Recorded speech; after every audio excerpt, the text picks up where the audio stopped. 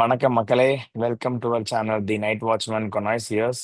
So top 4 team already Q வாங்கிட்டாங்கன்னு சொல்லிட்டு ரொம்ப அசால்ட்டாக இருக்கிறாங்களா என்னன்னு தெரியல.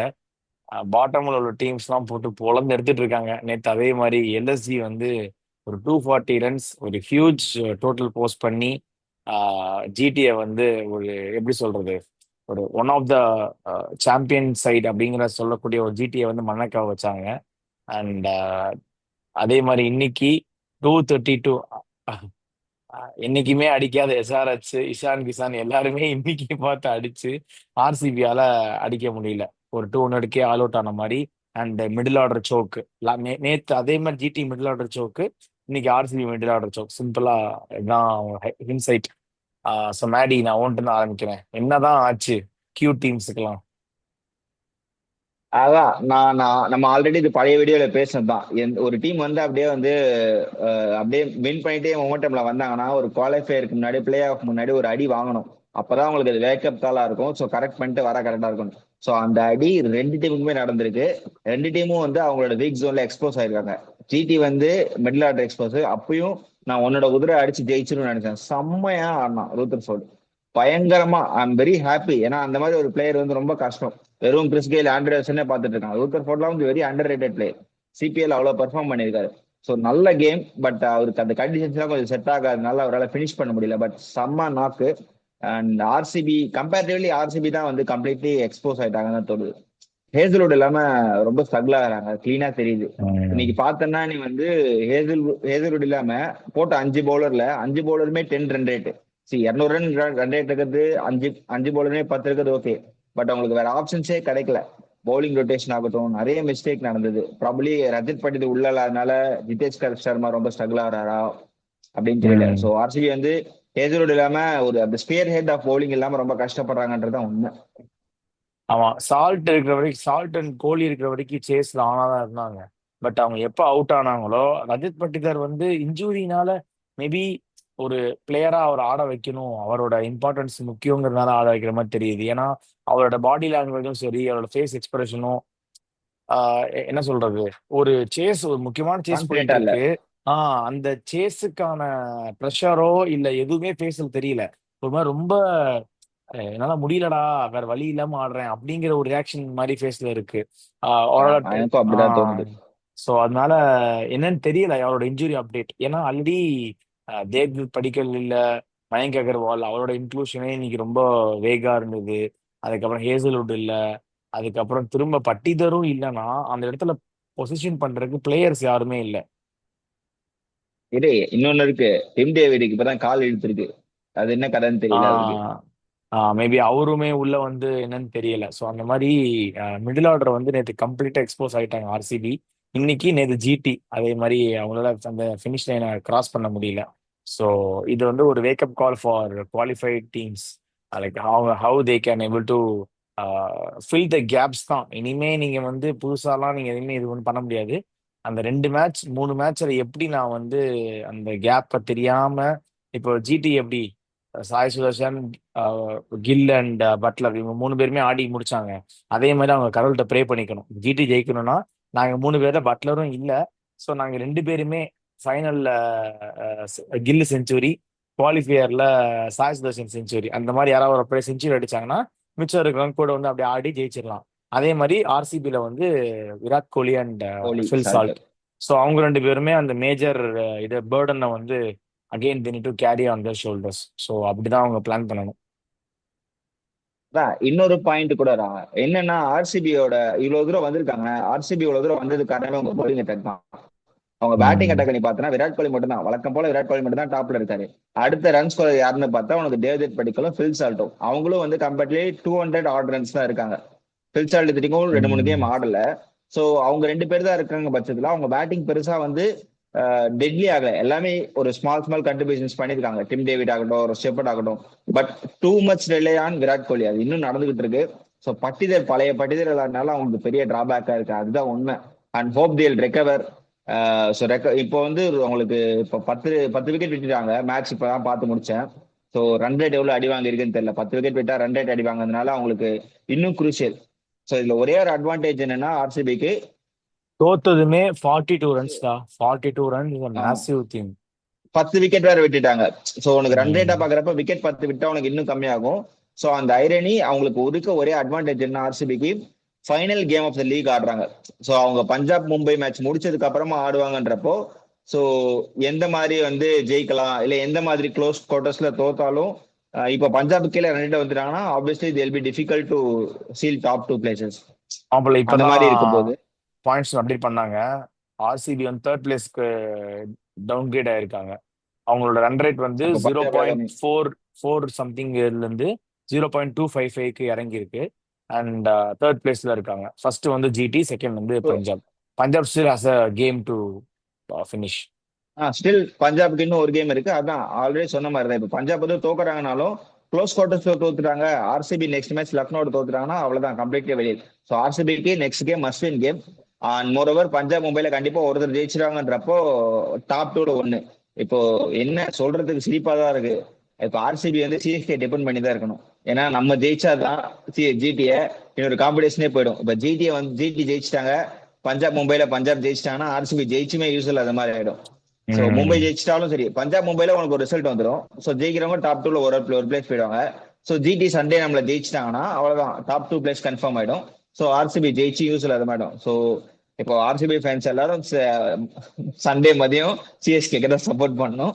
அப்பதான் வந்து ஜிடி ஆர்சிபி வந்து தேர்ட் ஃபோர்த் வர மாதிரி. ஜிடி ஜெயிச்சிரும் ஆனா இல்ல, கன்ஃபார்ம் அன்னைக்கு. நமக்கே தெரியும்டா, நமக்கே தெரியும் சிஎஸ்கே எல்லாம் ஜெயிக்க வாய்ப்பே கிடையாது. இது வரைக்குமா ஏதாவது ஹோப் இருந்திருக்கும், ஜிடி எல்லாம் அடிக்க வாய்ப்பே கிடையாது. அதான் தப்பி தவறி ஏதாவது மேஜிக் நடந்து ஜிடி நம்ம ஜெயிச்சுட்டா ஆர்சிபிக்கு அது நல்லது பண்ற மாதிரி இருக்கும். சோ அப்படி நடந்தாலும் ஓகே, நல்லதுதான். பாப்போம் என்ன ம். நடக்குதுன்னு சொல்லிட்டு. பட் எந்த டீமும் வந்து தோக்கணும்னு ஆட மாட்டாங்க. Try to finish on high note. So பாப்போம் என்ன நடக்குதுன்னு சொல்லிட்டு. எனக்கு வந்து பேட் கமின்ஸை பத்தி ஒரு விஷயம் சொல்லணும் மாப்ள. Man of the match announce பண்ணிட்டாங்களா பாரு. மேல அந்த மேட்ச் நிஷான் கிஷன் தான் நினைக்கிறேன். இல்ல எனக்கு ஆனா அது ஒரு மாற்று கருத்து இருக்கு. பேட் கமின்ஸ் இந்த மாதிரி ஒரு சேஸ்ல 4 over 28 run at run 7 run ரேட்ல போட்டிருக்காரு. அதுவும் இல்லாம ம். இப்ப இந்த மாதிரி பிரேக் அப்புறமா ஆஸ்திரேலியா போயிட்டு வந்துட்டு வேர்ல்ட் டெஸ்டிங் சாம்பியன்ஷிப் ஃபைனல்ல வந்து அவர் வந்து கேப்டன். மோர் ஓவர் என்ன சொல்றது, ஸ்ட்ராட்டஜிக்கா என்னென்ன பண்ணணும், என்னென்ன யோசிக்கணும்ன்றதை தாண்டி இந்த பிரான்ச்சைஸ்க்காக ஹி கேம் பேக் பண்ணி நான் வந்து ஆடுறேன். ஏன்னா அவர் நினைச்சிட்டு தான் வந்து என்ன பண்ணிருக்கலாம், அபிஷேக் சர்மா கேப்டனா போட்டு டீம் ஃபியூச்சருக்கு பில்ட் பண்ணுங்க, நெக்ஸ்ட் இயர் வந்து பாத்துக்கலாம் அப்படின்னு சொன்னா கூட, ஃபார் ஜஸ்ட் 3 கேம்ஸ், ரொம்ப பெரிய கேம் ம். கிடையாது, கம்ப்ளீட்டா அப்படி நினைக்காம ஓகே நான் வந்து ஆடுறேன், நான் வந்து ஆடி இந்த பிரான்ச்சைஸ் வந்து போன வருஷம் அவர் தான் வந்து இந்த ஃபுல்லா ரீமேம்பே பண்ணுது. இந்த வருஷம் நான் வந்து ஆடுறேன், ஆடி கொடுத்துட்டு எப்படியும் நெக்ஸ்ட் இயர்க்குன்றத பார்க்கணும். ஆஸ் அ கேப்டனா ஸ்டெப் அப் பண்ணி பண்ணது வந்து ஐம் ரியலி அப்ரிஷியேட். என்ன சொல்றது, யாரா இருந்தா அவ்வளவு தூரம் டிராவல் பண்ணி வரணும் அவசியமே கிடையாது. ஸ்டேட்டிங் தட் அந்த வேர்ல்ட் டெஸ்ட் சாம்பியன்ஷிப் சைக்கிள் இருக்குது. சும்மானா நம்மளே சொல்லலாம் எதுக்கு வந்துட்டு போயிருக்கலாம் இல்லைன்னு சொல்லிட்டு. ஸ்டார்க் பாரு வரல, ஏன்னா அவரோட பாடி ஃபிட்னஸ். இவரும் பவுலர் தான், பவுலர் பிளஸ் கேப்டன் வேற. சோ இவரோட ஒர்க் லோடும் பார்த்து நான் இந்த 3 கேம் வந்து ஆடுறேன்னு டிராவிஸ் சொல்லி ஹெட்டும். 2 கேம் ஜெயிச்சு கொடுத்துருக்காரு. Travis head. நான் சொல்றேன் ஏன் பேட் கமிஷன் சொல்றேன்னா, உனக்கு அவருக்கு இன்னும் பிரஷர் ஜாஸ்தி. பிகாஸ் கேப்டனாவும் ம். பார்க்கணும், and more over work load மேனேஜ்மெண்ட்டும் ரொம்ப கஷ்டம்ன்றப்போ அவர் வந்து அந்த 3 கேம் நான் ஆடி கொடுக்குறேன்னு சொல்லிட்டு இந்த 3 கேம்ல 2 கேமே ஜெயிச்சு கொடுத்துருக்காரு. குடோஸ் டு ஹிஸ் ம். Captaincy and skills. ஸோ இவர் இந்த டீம் இந்த பிரான்ச்சைஸை இன்னும் மூவ் ஃபார்வர்ட் பண்றதுக்காக தான் பாக்குறாரு. That's Australian mind set. So really appreciate பண்ணி ஆகணும். அந்த மாதிரி ஒரு பிளேயர் வந்து இந்த மாதிரி ஒரு பிரான்ச்சைஸ் ஆடி கொடுக்குறது ஐபிஎலுக்கு நல்ல பெட்டர்மெண்ட் கொடுக்கும். So that he values IPL match. இல்ல இல்ல டெஃபினட்டா. ஏன்னா நான் இது வந்து ஒரு பாயிண்டராகவே கன்சிடர் பண்ணுவேன். And also suggest the IPL owners and support staff எல்லாருமே ஆக்ஷன்ல போகும்போது நம்ம நிறைய கிரைட்டீரியா வச்சிருப்போம். இந்த பர்டிகுலர் பிளேயர் வந்து நேஷனல் டியூட்டின்னு வந்து அஃபெக்ட் பண்ணுவாங்களா? ஏன்னா இங்கிலாந்துக்கு வந்து அப்போதான் சம்மர் ஸ்டார்ட் ஆகும். அந்த மே எண்டு ஜூன்ல தான் சம்மரே ஸ்டார்ட் ஆகும். கரெக்ட். ஸோ அவங்களுக்கு எப்பயுமே டெஸ்ட் மேட்ச் இருக்கும், இல்லை எப்பயுமே ஏதாவது ஒரு மேட்ச் இருக்கும் கண்டிப்பா. அதே மாதிரி ஆஸ்திரேலியாவுக்கு ஏதாவது ஒன்று இருக்கும். அந்த மாதிரி நான் எடுக்க போற பிளேயர் வந்து இப்போ ஆக்ஷன்ல எடுத்தா அவங்களுக்கு வந்து நேஷனல் டியூட்டி என்ஓசி கிடைக்கல ப்ராப்ளம் வருமா?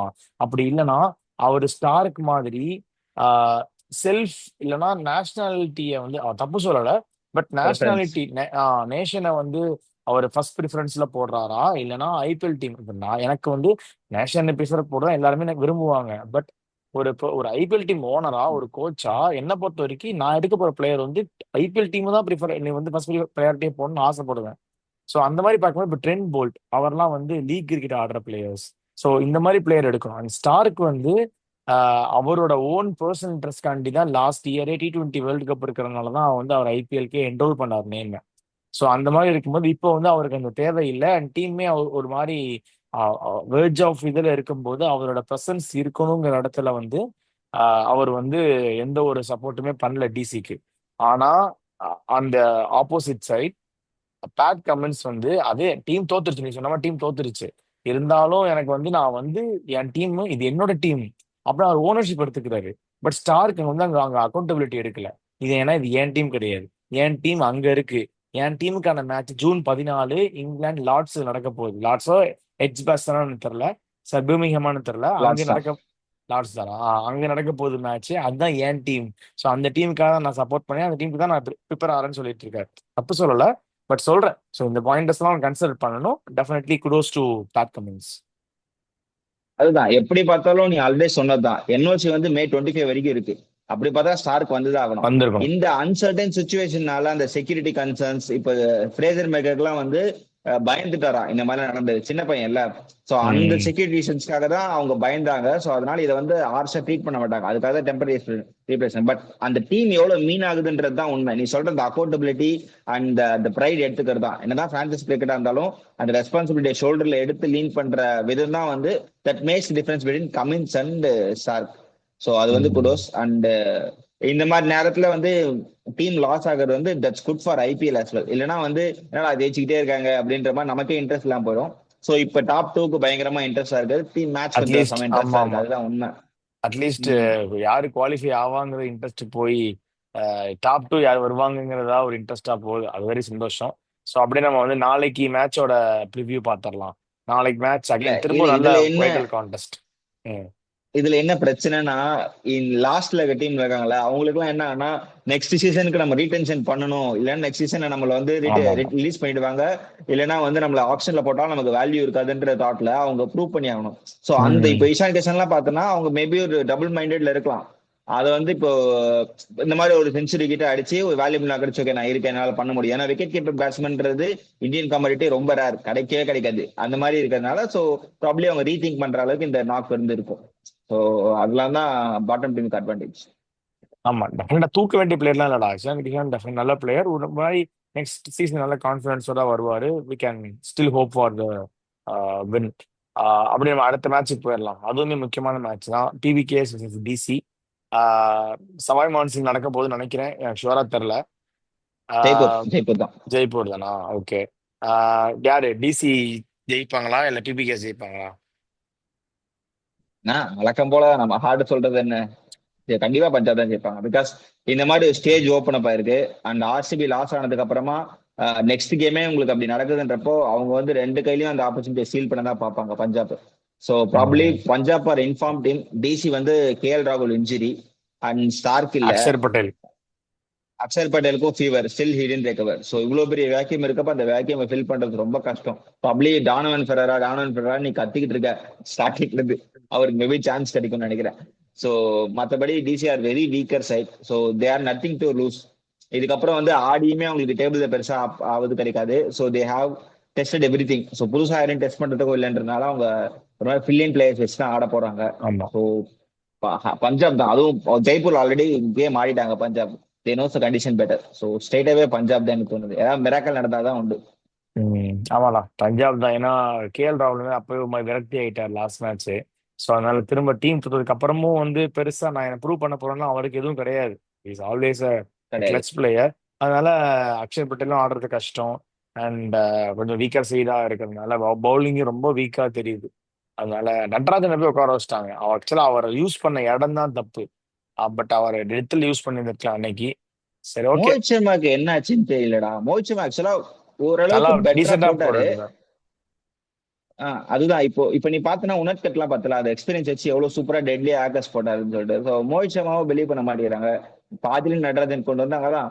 அந்த ஃபர்ஸ்ட் ஹாஃப்ல நல்லா ஆடிட்டு அப்புறம் வழக்கமா ராஜஸ்தான் ஆடுவாங்கல்ல கடைசி ரெண்டு ராஜஸ்தான். சீசன்ல, அது மாதிரி ஆயிட்டாங்க. அந்த மாதிரி ஆயிட்டாங்க டிசி. ஸோ என்ன சொல்றது, அதான் அந்த காம்பினேஷன் கரெக்டா செட் ஆகலைன்னா ரொம்ப கஷ்டம். நீ சொன்னதுதான், நீ முதலே சொன்ன டிசியை சப்போர்ட் பண்ணபடி அவங்களுக்கு ஓப்பனிங் காம்பினேஷனே செட் ஆகல. இவனுங்க ஓப்பனிங் காம்பினேஷன் எல்லாமே வந்து பெரிய விஷயம். அப்படின்னா ஸோ இது அதான் ஸ்டார்க்கோட மென்டலி அவங்களுக்கு ப்ளே பண்ணிச்சு ஸ்டார்க்கோட ஆப்ஷன்ஸ். ஸ்டார்க் இல்லைன்னா என்னடா ம். நம்ம சமீரா வச்சு பண்ணலாம், பிகாஸ் சமீரா ரொம்ப பேடா பண்ணல. ஸோ மென்டலி அது அவங்களுக்கு இது பண்ணதுனால அவங்க பவுலிங் அட்டாக்கே ரொம்ப வல்டரபிள் ஆயிடுச்சு. So Punjab will cruise through. இப்போ அதுக்கப்புறம் வந்து பஞ்சாப் இந்த மாதிரி ஜெயிச்சிட்டாங்கனாலே போதும், ஓகே நம்ம வந்து டாப் டூ கன்ஃபார்ம் ஆயிடலான்ற அளவுக்கு ஓரளவுக்கு ஹோப் இருக்கும். ஏன்னா இப்போ ஆல்ரெடி டாப் டூல இருக்காங்க. ம். ஸோ ஜெயிச்சிட்டாங்கனால கன்ஃபார்மா டாப் டூ, டாப் ஒன் போக கூட வாய்ப்பு இருக்கு. ஸோ அப்புறம் மும்பை ம். மேட்ச் பெருசா அவங்களுக்கு வரியும் பண்ணாது. ஆமா, கரெக்ட். ஸோ நானும் பிபிகேஸ் தான் சொல்றேன். ஏன்னா பேஸ்ட் ஆன் கரண்ட் ஃபார்மும் சரி, ஸ்பாட் ஸ்ட்ரென்த்தும் சரி, அவங்க எல்லாமே ஆல்ரவுண்டா இருக்காங்க. ஸோ பிபிகே ஜெயிச்சுவாங்கன்னு நினைக்கிறேன். ஸோ ஃபேண்டசி போயிடலாம். ஃப்ரம் ஈச் டீம் ரெண்டு ரெண்டு பிளேயர்ஸ் நம்ம வழக்கமான ஃபார்மேட்ல சொல்லும். ஈச் டீம்ல எனக்கு வந்து ஹர்பீத் பாரும் ஆஹ் இவரும் பிரியான்ஷ் ஆர்யா பஞ்சாப்ல. ஓகே. பிசில வந்து யார் ஆட போறாங்கன்னு தெரியல. கன்ஃபார்மா ஆடுற பிளேயர் வந்து கிறிஸ்டன் ஸ்டப்ஸ். அதுக்கப்புறம் வந்து பவுலிங்ல குல்தீப் யாதவ் மாதிரி ஏதாவது ஒரு ஆள் வந்து ஒரு மேஜிக் பண்ணி ஜெயிக்க வச்சாதான் உண்டு. குல்தீப் யாதவ். ஓகே. ஸோ என்னோட பிக் வந்து யுஸ்வேந்திர சஹல். ஏன்னா பெரிய கிரவுண்டு, அந்த கிரவுண்ட் ஆல்ரெடி சஹலுக்கு தெரியும். ஸோ ஒரு மாதிரி லைக் லாங்கர் சைடில் கொடுத்து கொடுத்து ஃப்ளைட் பண்ணி போட்டு விக்கெட் எடுக்க சான்சஸ் இருக்கு. அதனால யுசி சஹல். ஸோ பேட்டிங்ல வந்து ஸ்ரேயாஸ் ஐயர். ஸோ ஸ்ரேயாஸ் ஐயருக்கு வந்து அகைன் திரும்ப ஒரு long big innings due. So அதனால ஸ்ரேயாஸ் ஐயர் கண்டிப்பாக அடிப்பாடு. அதே மாதிரி டிசி பக்கம் பார்த்தீங்கன்னா ஸ்டில் யாரும் இல்லை. அதனால அபிஷேக் போரேல் தான். அடிச்சா ஒருத்தர் தான் அடிக்கணும், வேணா வேற யாருமே சொல்றதுக்கு அளவு கூட யாரும் இல்லை. அண்ட் பவுலிங்ல வந்து I will go with Mukesh Kumar இல்லைன்னா நடராஜன் இல்லைன்னா முகேஷ் குமார்.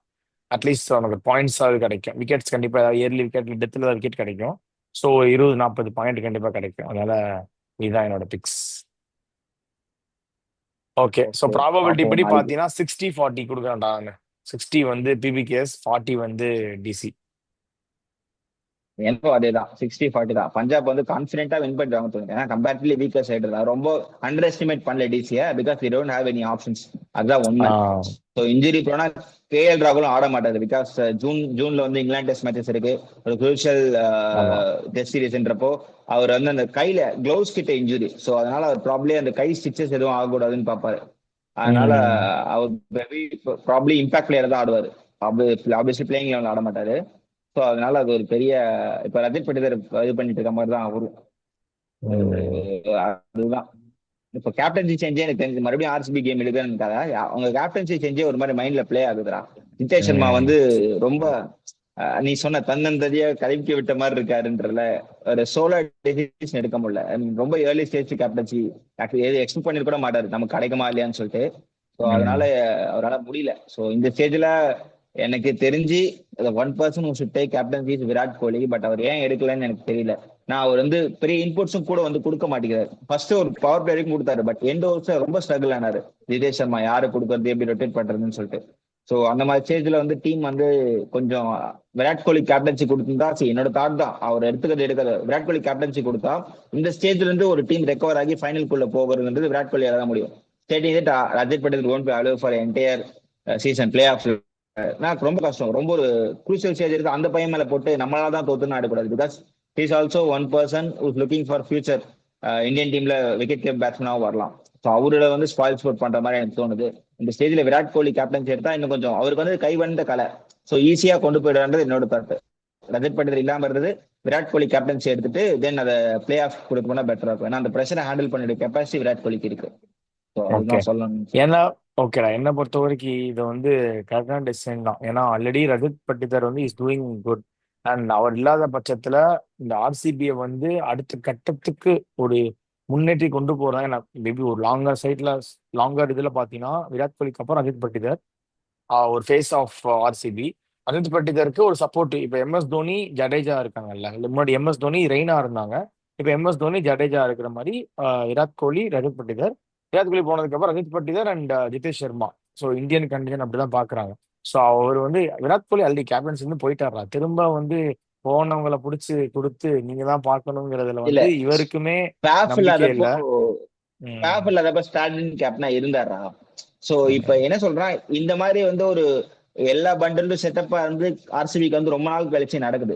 சோ அதை வந்து ஸ்பாயில் ஸ்பாட் பண்ண வேணாம். ஒரு ஏர்லி இப்ப இதுக்கு ஒரே ஒரு கேப்டன்சி தான் பண்ணிருக்காரு ரஜத் பட்டிதர். சாரி ஜிதேஷ் சர்மா பஞ்சாபுக்கு ஒரே ஒரு கேம் ஆடி, அதுவும் வந்து அதே மாதிரி எல்லாம் போனதுக்கு அப்புறமா ஒரு கேம் கிடைச்சது. ம். ஸோ அந்த இடத்த நீங்க ஸ்பாயில் ஸ்போர்ட் பண்ண வேணாம் தான் என்னோட தாட். ஏன்னா crucial stage of the game. So ஒரு எலிமினேட்டர்ல நீங்க ஆட போறீங்கன்னா எந்தெந்த டிசிஷனா கொஞ்சம் வயசா எடுக்கணும். பவுலிங் கொஞ்சம் கொஞ்சம் ஃபீல்ட் செட் பண்றதாகட்டும் அந்த மாதிரி இருக்கு. ஏன்னா பவுலிங்லயே உங்களுக்கு லீடர் கிடையாது, புவனேஸ்வர் குமார் மட்டும் தான் இருக்காரு. ஹேசல்வுட் மாதிரி ஒரு மாதிரி ம். ஆள்னா அவருக்கு தெரியும் என்ன மாதிரி கேம் போகுன்றது. ஸோ ரொம்ப வல்னரபிளா இருக்கப்போ அந்த அது வந்து மைண்ட்ல பிளே ஆகக்கூடாது, ஒருவேளை நம்ம எடுக்க டிசிஷன் கரெக்டா தப்பான்னு சொல்லிட்டு. நிறைய டிகேயோட இன்புட்ஸ் வந்து நான் பாக்குறேன் சுத்தி சுத்தி. பட் விராட் கோலி தான் அந்த இன்புட்ஸ் வந்திருக்காது. கேம் அண்டர்ஸ்டாண்ட் பண்ணி அந்த கேம் வந்து டிசைட் பண்ணுவாருன்னு நான் சொல்றேன். ஸோ இவ்வளவு தூரம் ம். வந்துட்டோம். ஸோ 3 கேம் மட்டும் நீ கேப்டன்ஷிப் பண்ணா விராட் கோலியில பண்ண முடியும். But not sure. என்னோட விஷ், இப்போ RCB cup ஜெயிக்கணும்னா Virat Kohli captainship பண்ணாதான் முடியும். ஏன்னா பிரஸ் சுச்சுவேஷன்ல கஷ்டம். ஜிதேஷ் சர்மாவோட டிசிஷன் இருக்காது. I hope he'll prove me wrong if they win the cup. But still இந்த சீசன் இந்த மேட்ச்ல நான் பார்த்தேன் டிகே சும்மா சுத்திக்கிட்டே இருந்தாரு பம்பரம் மாதிரி.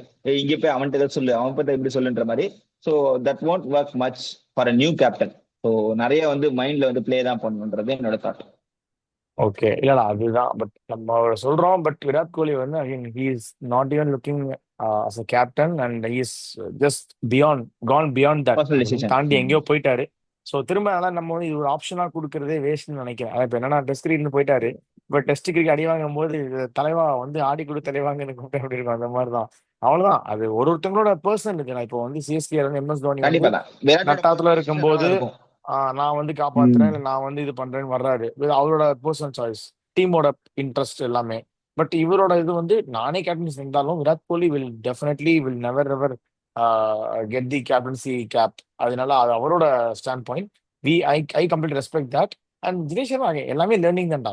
இன்னைக்கு அடி வாங்குறவன் தான் நாளைக்கு பெரிய ஒரு ஒரு நல்ல ஒரு கேப்டன் இந்தியன் கேப்டனா கூட வர வாய்ப்பு இருக்கு. ஸோ யா லெட்ஸ் சி எப்படி போகுதுன்னு. இது வந்து இன்னைக்கு ஒரு மேட்ச் வந்து அவங்கள குவாலிஃபை ஆகிறதுக்கு ஸ்டாப் பண்ற அளவுக்கு பெரிய இது இல்லை. பட் ஒரு வேக்கப் கால் மாதிரி தான். இது அவங்க எப்படி எடுத்துட்டு அடுத்து அந்த கேப்ஸை ஃபில் பண்றாங்கங்கிறத அடுத்த மேட்ச்ல பார்ப்போம். ஸோ இப்போதைக்கு நம்ம இந்த வீடியோ முடிச்சிடலாம். ஸோ தேங்க்யூ ஸோ மச் மக்களே for all your love and support. We are signing off the duos Maddie and Vijay, and we are coming off from the next exciting match previews. Thank you and bye bye.